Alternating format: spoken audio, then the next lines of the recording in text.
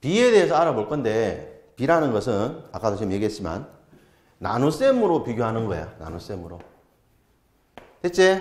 저 앞에서 배웠던 두 가지 뺄셈의 비교, 뺄셈으로 비교하는 방법, 나눗셈으로 비교하는 방법 두 가지가 있습니다. 그 중에 나눗셈으로 비교하는 방법을 우리가 이제 B, 영어로는 이렇게 뭐 레이셔, 첫 글자를 뭐 R로 따기도 합니다. 그래서 5와 2를 나눗셈으로 비교하는 때 우리가 어떻게 적기로 약속을 했냐? 5땡땡2라고 적기로 약속을 했다. 됐니? 그리고 요거 읽을 때 어떻게 읽자? 5대 2. 됐죠? 이것의 의미를 우리가 다시 가지고 얘를 읽어 주셔야 되는데 어떻게 읽기로 약속을 했냐면은 요 세 가지 5와 2의 B라고 이렇게 그대로 읽어 주시면 돼요. 됐죠? 그리고 2에 대한 자 보세요. 2에 대한 5의 B라고 읽기로 약속을 했고요. 그 다음에 5의 2에 대한 B 이렇게 읽기로 약속했어. 그래서 에 대한이라는 요 말이 여러분 나온다라는 것을 한번 기억을 좀 해주시면 됩니다. 되겠죠? 뭐에 대한.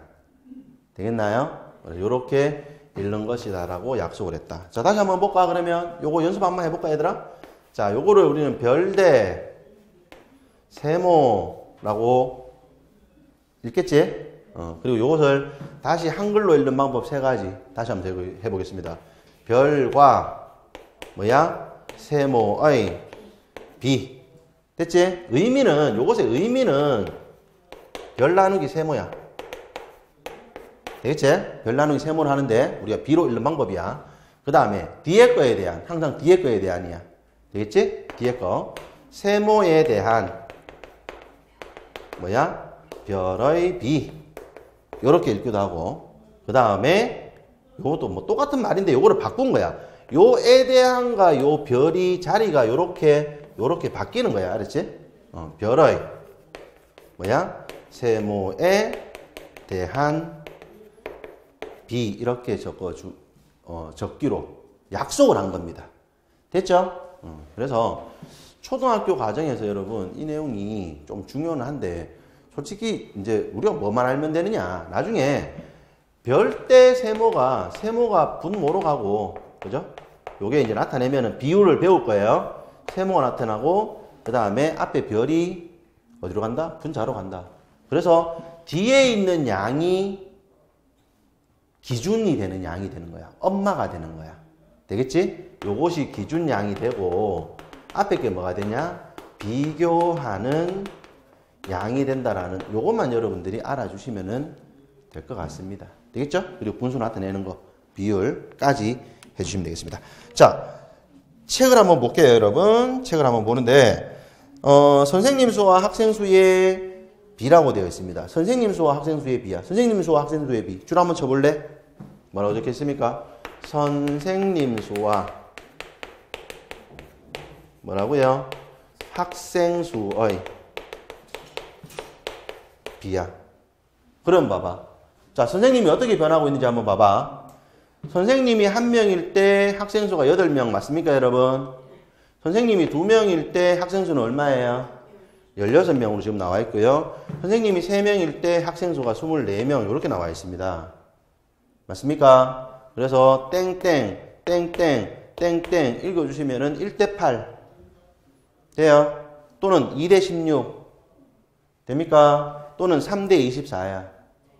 되겠지? 이걸 나눗셈으로 본다 그러면은 자 전부 다 보세요. 요게 전부 다 그러면 몇 배가 되고 있습니까? 8배 되고 있는 거 맞습니까? 2에서 얼마 곱하면 16 나와요?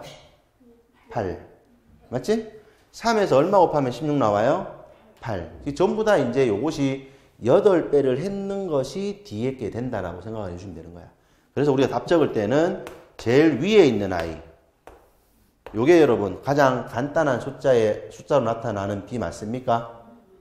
그래서 수학에서 적을 때 가장 간단한 숫자의 B로 나타내면은 2대8이 결국에는 1대8, 2대16도 1대8, 그리고 뭐요? 3대24도 결국은 뭘 나타낸다? 1대8을 나타낸다 이 말이야. 지문이 되겠어요? 그렇게 생각해 주면 되겠습니다.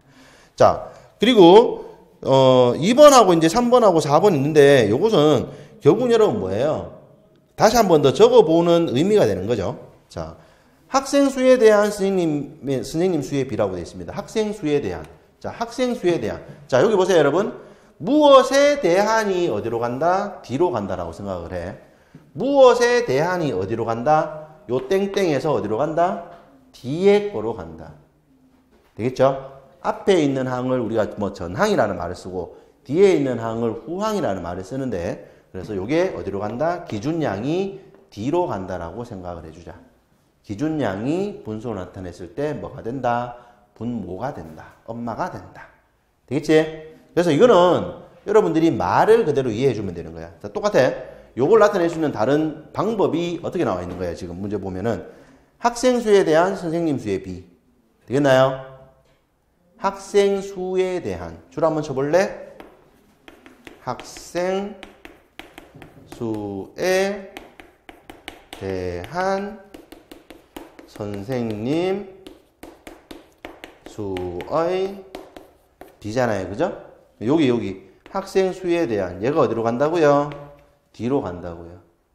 됐나요? 그러니까 뭐가 되는 거야? 8 이렇게 앞으로 찍힌다 이 말이야. 그 선생님 수가 어디로 가겠니? 그러면 앞으로 간다. 비교하는 양. 됐죠? 그래서 이것도 1대 8이다. 이렇게 여러분들이 적어줄 수 있으면 되겠습니다.